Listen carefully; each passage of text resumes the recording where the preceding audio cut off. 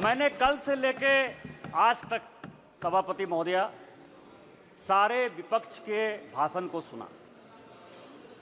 सारे विपक्ष के भाषण में असत्य, गुमराह करने वाले तथ्य, निराशावादी, डर और डर की जो पराकाष्ठा हो सकती है कि डर के आगे कुछ नहीं है, हम कभी जीत नहीं सकते, उस तरह के भाषण को देखा।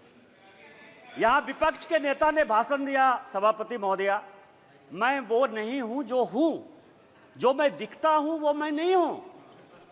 पिछले बार मैंने कहा था कि यहां प्रेत आकर भाषण देके चला गया।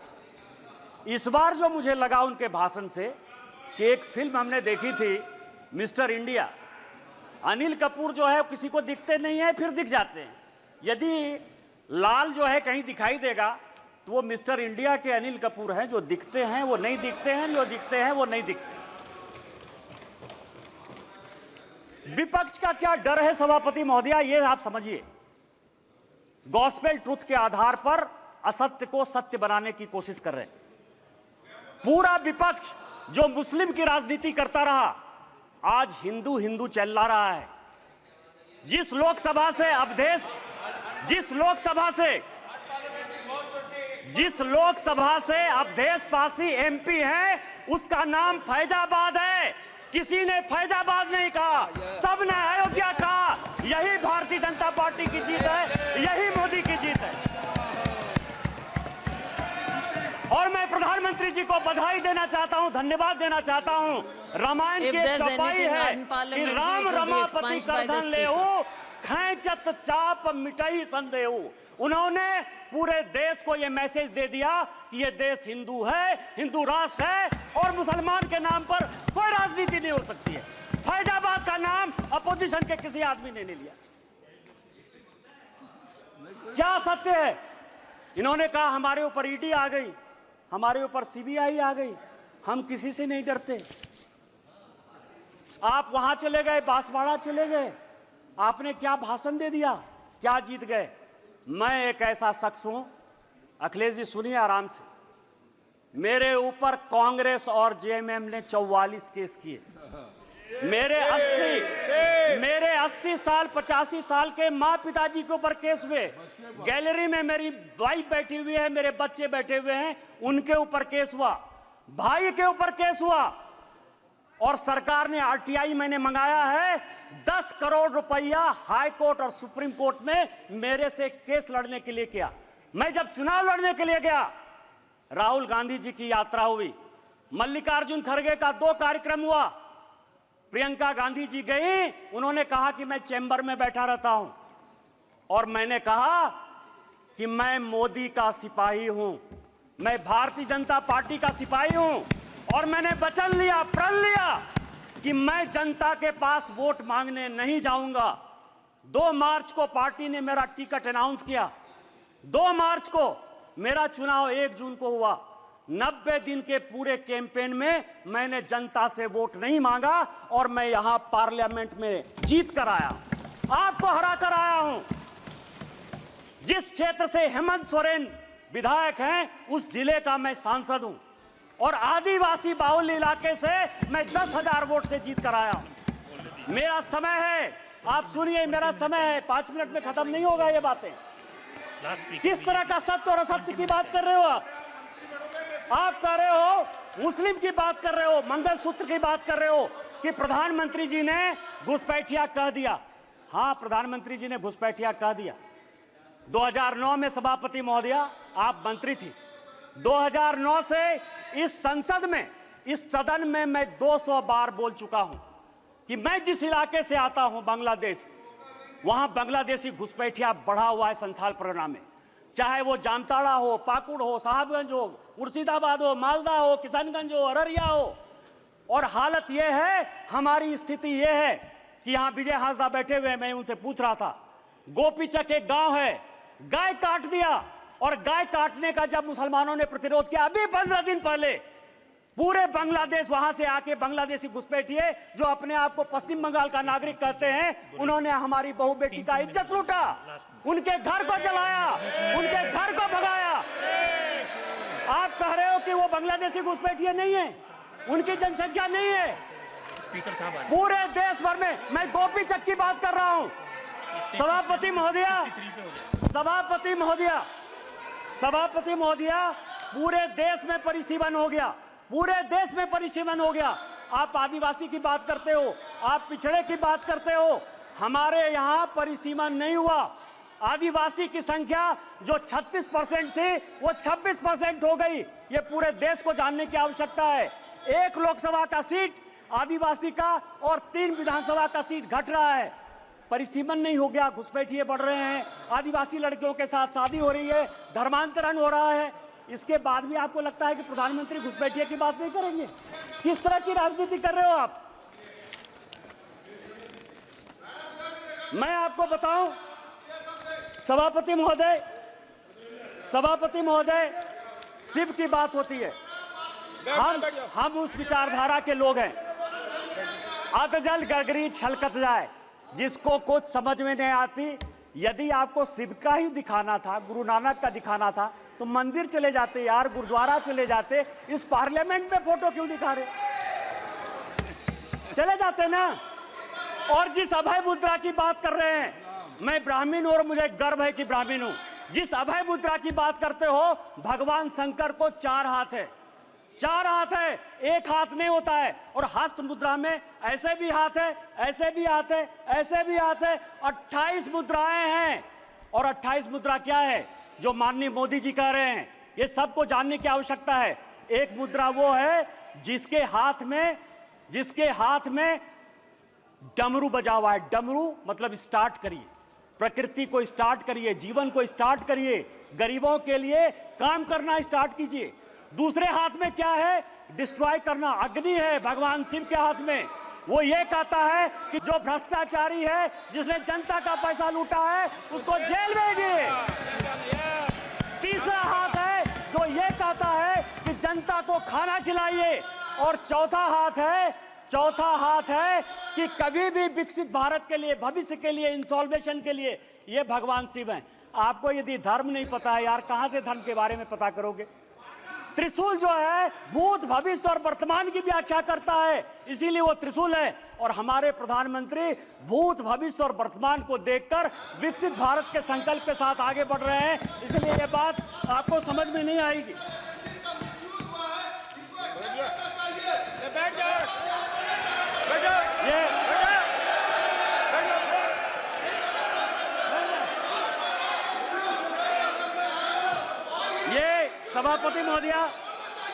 सभापति महोदया, ये संविधान की बात करती हैं। अभी मैंने कहा मिसा जी, मैं आपके बारे में बोला, उन्होंने कहा कि मैं बोलूंगा। मिसा भारती जब पैदा हुई तो जेल में थी। मेरे गुरु गोविंदाचार्य उस वक्त वो भी जेल में थे, राम बहादुर राय भी जेल में थे। और लालू जी को राम बहादुर राय ने सजेस्ट किया कि अपनी बेटी का नाम मिसा रख दो, इसीलिए उनका नाम मिसा भारती। जिस किताब का विमोचन राहुल गांधी ने किया, MK स्टालिन की आत्मकथा का, उसमें सबसे बढ़िया टॉपिक क्या है सभापति महोदया पता है? कि इमरजेंसी में जो है मेरे पिताजी ने पुलिस को हैंडओवर कर दिया। और यहां बैठे हुए हैं अखिलेश यादव जी, इनके पिताजी के साथ मुझे काम करने का मौका मिला। और बड़े आदमी थे, इतने बड़े आदमी थे कि वो हमेशा कहते थे कि मैं तुम्हारा भाषण सुनता हूं। उन्होंने मुझे इमरजेंसी की कहानी सुनाई कि जिस दिन इमरजेंसी गए तो उनकी वाइफ के पास जो है खाना खिलाने के लिए अपने परिवार के पास नहीं था। आप संविधान की बात करते हो, आपने कहा राज्य डिवीजन कर लिया। आपको पता है कि क्या हुआ? 7वां संशोधन 1956 में जब नेहरू ने किया तो उन्होंने कहा संविधान की आत्मा, आपने भी नरेंद्र मोदी कहा, इसलिए मैं नेहरू कर रहा हूं। मैं जानता था कि आप अटैक करो। Please address the chair. सभापति महोदया, 7वां संशोधन यह किया कि राज्य को कोई अधिकार नहीं होगा अपना बाउंड्री चुनने का। और यही कारण है कि 7वें संशोधन के बाद 14 राज्य और 6 यूनियन टेरिटरी बन गए। आप संविधान की बात करते हो, आप कहते हो संविधान बचाने की बात करते हो। संविधान की प्रस्तावना स्वर्ण सिंह कमेटी के बाद जब इमरजेंसी में सारे बड़े नेता, चाहे वो लालू प्रसाद जी हो, मुलायम सिंह यादव हो, करुणानिधि जी हो, अडवाणी जी हो, अटल जी हो, हेमवती नंदन बहुगुणा हो, कांग्रेस के चंद्रशेखर जी हो, बाबू जगजीवन राम हो, जब सारे जयप्रकाश नारायण, नहीं मैं MP की बात कर रहा हूं, ये सारे लोग जब जेल में बंद थे तो स्वर्ण सिंह कमेटी बनाई 1976 में। 42वां संशोधन हुआ। उस 42वें संशोधन ने हमारे धर्मपरायण देश को, हम धार्मिक हैं, हम हिंदू हैं, बिट्टू यहां बैठा हुआ सिख है, बुद्धिस्ट हैं, रिजू जी उन्होंने कहा कि हम बुद्धिस्ट हैं, यहां ओवैसी बैठे हुए हैं, इस्लाम उनके लिए गर्व का विषय है। आपने हमारे देश को धर्मनिरपेक्ष कर दिया, रातों रात बदल दिया। आपने उसमें इंटीग्रिटी शब्द जोड़ दिया। पूरा देश जो है ईमानदार है, इसी कारण ईमानदारी से चलता है। आपने ईमानदार जोड़ दिया और आपने उसमें सोशलिस्ट जोड़ दिया। अरे कैसे सोशलिस्ट हो सकते हैं हम यार? कोई कम्युनिस्ट हो सकता है, कोई कैपिटलिस्ट हो सकता है, तुमने जो है सोशलिस्ट पूरे प्रेम्बल को बदल दिया और आप संविधान बनाने की बात करते हो। उन्होंने कहा कि जो हम कानून बनाएंगे, जो फंडामेंटल राइट हुए थे, जो हमने हमारे फोर फादर्स ने जो फंडामेंटल राइट्स दिए थे, उसके साथ आपने फंडामेंटल ड्यूटीज एक अलग शब्द जोड़ दिया। आप संविधान बनाने की बात करते हो। पूरा का पूरा 42वां संशोधन, उन्होंने कहा कि जो संविधान कानून बनाएगा, क्योंकि इंदिरा गांधी की सदस्यता खत्म हो गई थी, उन्होंने कहा कि हम फिर से रिइंस्टेट होकर देश के प्रधानमंत्री बन जाएंगे। आप मेरे ऊपर कोई क्वेश्चन नहीं कर सकते हो। लोकसभा के जो समय है, समय सीमा 5 साल, उन्होंने कहा अब 6 साल होगा। खाता न वही, इंदिरा गांधी जो कहे सही, संविधान वही है। अरे संविधान बचाने वाले, यदि मोदी ने संविधान बदला, 370 के लिए बदला, शेड्यूल कास्ट के लिए बदला, ओबीसी को संवैधानिक दर्जा देने के लिए बदला, और जब भी शेड्यूल टाइप ओबीसी की बात होगी, हम संविधान बदलेंगे और हमको कोई संकोच नहीं। सवाल ये है, ये आर्य और अनार्य की बात करते हैं, ऋषि मुनि की बात करते हैं। राजा साहब, आप हमारे मित्र हो। मैं एक ऐसा आदमी था जो तिहाड़ में आपसे मिलने के लिए गया, कांग्रेस ने आपको जेल भेजा। आपको पता है कि गुरु वशिष्ठ, विश्वामित्र, अगस्त मुनि, ये कोई भी ब्राह्मण नहीं थे।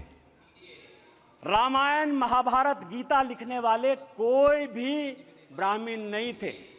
कोई भगवान ब्राह्मण नहीं है। रामायण वाल्मीकि ने लिखी, महाभारत वेद व्यास ने लिखा, चारों वेद और 13 उपनिषद सभी वेद व्यास ने लिखे, जो मछुआरे के बेटे थे।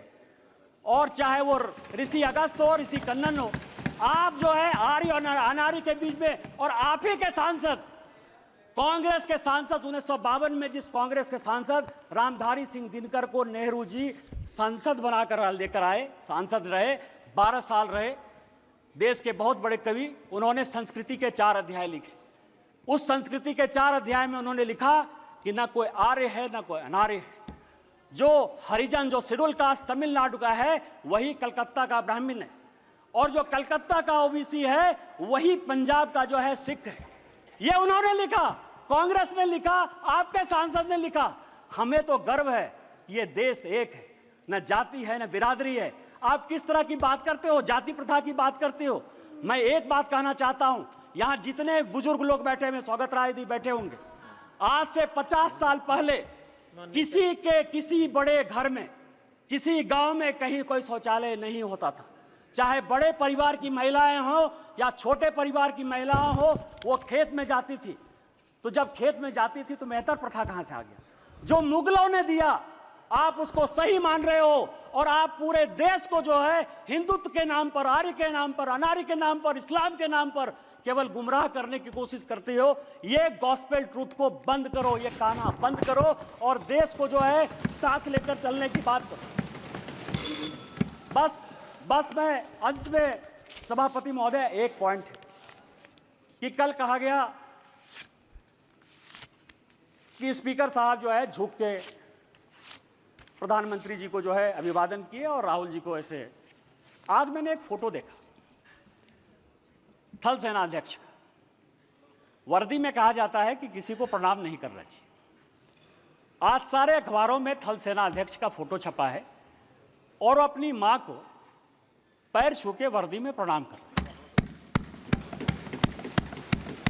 तैत्तिरीयोपनिषद का एक श्लोक है, अभिवादनशीलस्य नित्यं वृद्धा पसेबिनः चत्वारि तस्य वर्धन्ते आयुर्विद्या यशोबलम। आपसे जो भी बड़े आदमी हैं, पद की, मर्यादा की कभी परवाह नहीं करिए। अभी पार्लियामेंट खत्म हुआ, मैं फरवरी की बात कर रहा हूं, जिस दिन पार्लियामेंट खत्म हुआ मैं बाहर गाड़ी का वेट कर रहा था। मैं सबसे ज्यादा कांग्रेस पर अटैक करता हूं। राहुल जी, सोनिया जी या पूरा कांग्रेस गांधी परिवार मेरा टॉपिक है, क्योंकि मेरे फादर 1975 में इमरजेंसी में सैक कर दिए गए, उनकी ज़िंदगी में नौकरी नहीं लगी। 19 महीने मेरे परिवार के लोग इमरजेंसी में बंद रहे, इसलिए कांग्रेस के प्रति इतना विद्रोह या ये चीज़ जो है मेरे मन में है, बचपन से है, क्योंकि मेरा बचपन मैंने देखा ही नहीं, क्योंकि हम लोग सभी देशद्रोही के परिवार के माने जाते थे। सोनिया जी आई, सोनिया जी ने मेरा हाथ पकड़ा सबके सामने, चूंकि सबके सामने पब्लिक में एक काम हुआ, इसलिए मैं पब्लिक में बात कर रहा हूं। और उन्होंने मुझे कहा कि निशिकांत, आज मेरी तबीयत खराब थी, लेकिन तुम्हारे जैसे लोगों को पार्लियामेंट आना चाहिए। मैंने प्रणाम किया उनको। मैंने ये नहीं सोचा कि वो सोनिया गांधी, वो बड़ी हैं। आप किस तरह के डिस्कोर्स में ले जाना चाहते हो? माननीय मोदी जी हमारे पार्टी के बड़े आदमी हैं। पार्टी टिकट दी तो ओम बिरला जो है इस कुर्सी पर बैठे। यदि उनको पैर छू के भी प्रणाम कर लेते ओम बिरला जी, तो उस कुर्सी की ताकत कम नहीं होती। आपको भारतीय सभ्यता और संस्कृति के बारे में नहीं पता है, और यदि भारतीय सभ्यता संस्कृति के बारे में नहीं पता है तो आप जिंदगी में कुछ नहीं कर सकते हो। आज आप 98 में हो, अगले चुनाव में आपको जो है लीडर ऑफ द अपोजिशन का भी मौका नहीं मिलेगा। आपने मुझे मौका दिया। इन्हीं शब्दों के साथ जय हिंद, जय Bharat. Francis George. Francis George. Rule. Under what rule? Will you please quote the rule? No. 352. 352. All the name. 352. Name was taken of our leader और कोर्ट, हाई कोर्ट के द्वारा उनको बरी किया गया, और उसके बाद उनको भ्रष्टाचारी यहां पे कहा जा रहा है, तो इट शुड बी एक्सपंज्ड। कोर्ट द्वारा Okay, name will bail be मिला deleted. है Name will be और उन पे deleted. आरोप सीधे तौर पे बोला गया है It will be कि आरोप deleted. उन पे तय नहीं होता, It will be deleted, Mr. Francis नहीं बनता George. है, और ये उनको भ्रष्टाचारी Mr. कर रहे हैं, जबकि Francis कोर्ट से George. उनको जो है बेल मिला। एक्सपंज करना होगा madam. Yes, it is deleted. Thank you, ma'am. Sir, when our